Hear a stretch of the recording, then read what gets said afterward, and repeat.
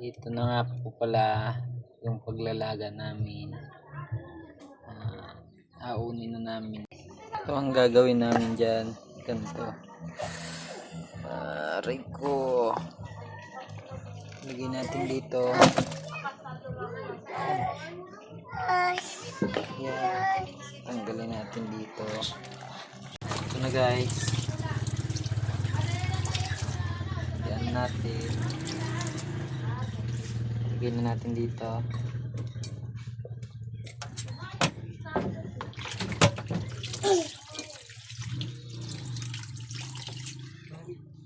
Pipigyan tayo ng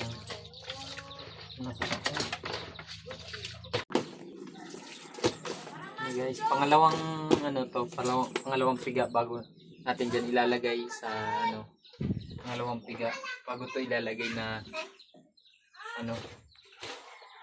gata na primera. Natin ang pangalawang gata. Pangalawang piga po ito.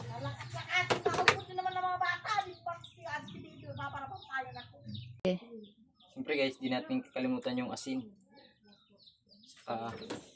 Sibuyas, bawang, meron na po yan. Luya. Ito yung bitchin guys. Kunti lang para sakto lang ang lasa. Ayun. Ilagay na natin sa apoy.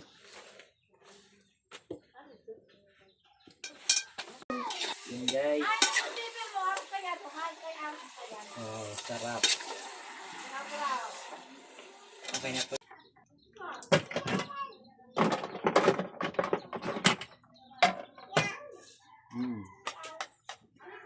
Madulong. Mm.